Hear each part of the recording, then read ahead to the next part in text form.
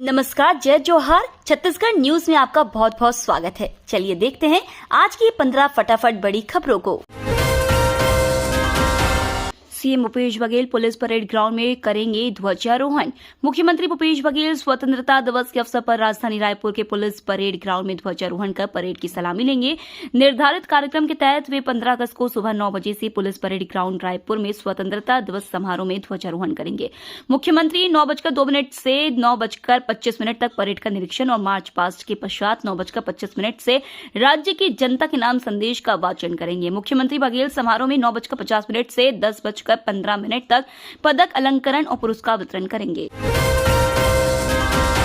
केंद्रीय मंत्री सीएम भूपेश बघेल का तंज। केंद्रीय मंत्री स्मृति ईरानी ने संसद में आरोप लगाया था कि आदिवासियों के विरोध के बावजूद कांग्रेस की छत्तीसगढ़ सरकार ने कोयला ब्लॉक अडानी को दे दिया है। इस पर अब छत्तीसगढ़ के मुख्यमंत्री भूपेश बघेल ने पलटवार करते हुए कहा कि केंद्रीय मंत्री स्मृति ईरानी को राहुल गांधी फोबिया हो गया है। मुख्यमंत्री भूपेश बघेल ने जांजगीर चांपा में पार्टी की ओर से आयोजित कार्यक्रम भरोसे का सम्मेलन में कहा कि स्मृति ईरानी की स्मृति ठीक नहीं है। सीएम भूपेश ने साजा को दी 57 करोड़ रुपए की सौगात।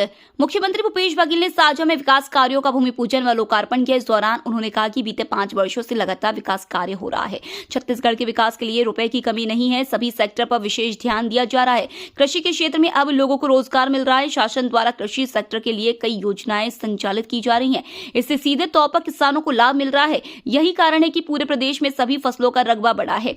कार्यक्रम के दौरान सीएम भूपेश बघेल ने करीब 57 करोड़ रुपए के विभिन्न निर्माण कार्य का भूमि पूजन भी किया। सुपर फ्लॉप रही कांग्रेस अध्यक्ष खड़गे की सभा। नवीन मार्केंडे बोले, भूपेश से उठ चुका है लोगों का भरोसा।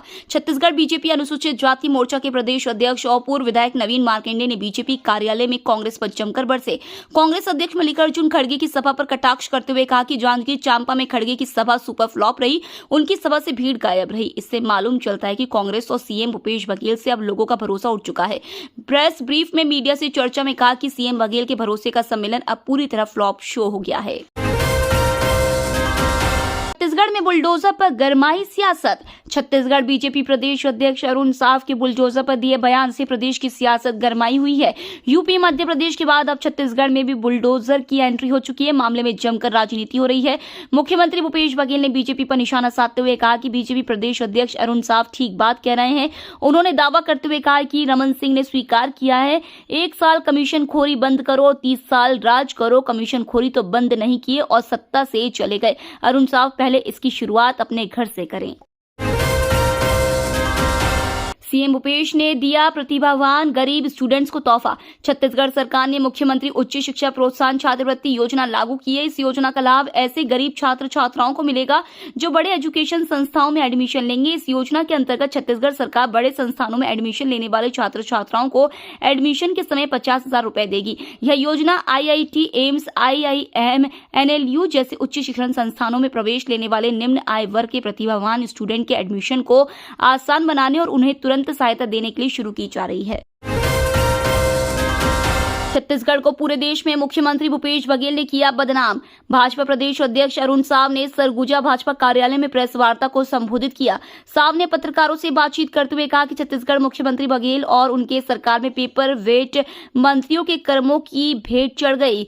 साव ने कहा कि यह बात हम नहीं बल्कि छत्तीसगढ़ के लोग कह रहे हैं। छत्तीसगढ़ के लोगों की मन की बात अभियान से भाजपा को मिल रहे सुझावों से यह स्पष्ट है कि जनता भूपेश सरकार से त्रस्त है। साव ने कहा कि इस अभियान की शुरुआत 3 अगस्त से प्रारंभ हुई है।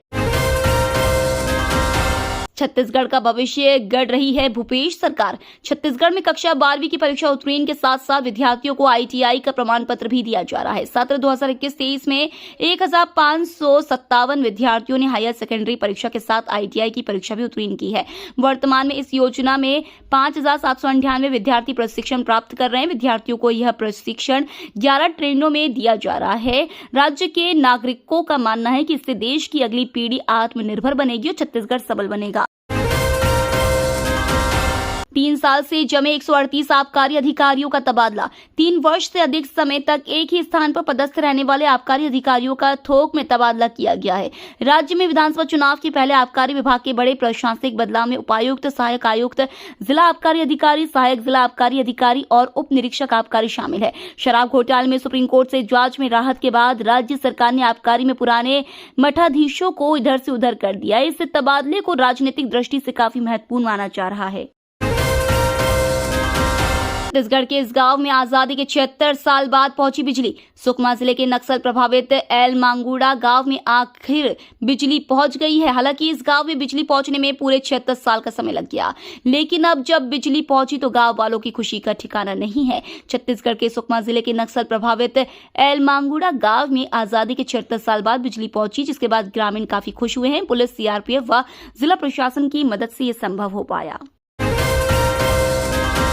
पीएम स्लम स्वास्थ्य योजना बनी वरदान। छत्तीसगढ़ में मुख्यमंत्री भूपेश बघेल की पहल से शहरी क्षेत्र के स्लम बस्तियों में रहने वाले गरीब परिवारों को निःशुल्क उपचार की व्यवस्था की गई है। मुख्यमंत्री शहरी स्लम स्वास्थ्य योजना के माध्यम से अब तक 54,40,633 लोगों का इलाज मोबाइल मेडिकल यूनिट के चिकित्सा दल द्वारा स्लम बस्तियों में लोगों के घरों के पास ही पहुंचकर किया गया है। योजना के तहत अब पूरे राज्य के नगरीय क्षेत्रों के स्लम बस्तियों में चिकित्सक, पैरामेडिकल टीम, मेडिकल उपकरण एवं दवाओं से लैस मोबाइल मेडिकल यूनिट पहुंचकर लोगों को स्वास्थ्य सुविधा उपलब्ध करा रही है। छत्तीसगढ़ शराब घोटाले की जांच सीबीआई से कराने की मांग। छत्तीसगढ़ शराब घोटाले अब सीबीआई से कराने की मांग की जा रही है। साथ ही हाईकोर्ट में याचिका दायर भी की गई है। बता दें कि इससे पहले सुप्रीम कोर्ट ने सोमवार को उत्तर प्रदेश पुलिस से कहा है कि वह छत्तीसगढ़ में कथित 2000 करोड़ रुपए की शराब घोटाले से जुड़े मनी लॉन्ड्रिंग मामले में प्रवर्तन निदेशालय की जांच के संबंध में दर्ज एफआईआर में 21 अगस्त तक कोई कड़े कदम न उठाए। घोटाले की जांच कर रहे ईडी के रायपुर स्थित उप निदेशक की शिकायत पर कासना पुलिस स्टेशन में एफआईआर दर्ज की गई। बिलासपुर रायगढ़ पैसेंजर सहित 12 ट्रेनें रद्द। रेलवे ने कई गाड़ियों के रूट को भी डाइवर्ट किया है। इस वजह से यात्रियों को परेशानी हो सकती है। भारतीय रेलवे ने बिलासपुर से चलने वाली 08738 Bilaspur Raigarh MEMU passenger special को 10-12 अगस्त तक रद्द कर दिया है। इसी तरह रायगढ़ से चलने वाली 08737 Raigarh Bilaspur MEMU passenger special भी 10-12 अगस्त तक रद्द रहेगी। रेलवे ने बिलासपुर से चलने वाली 08736 Bilaspur Raigarh MEMU passenger special रद्द को भी 9-22 अगस्त तक रद्द किया है। छत्तीसगढ़ विधानसभा चुनाव 2023, मायावती ने भ्रष्टाचार को बताया अहम मुद्दा।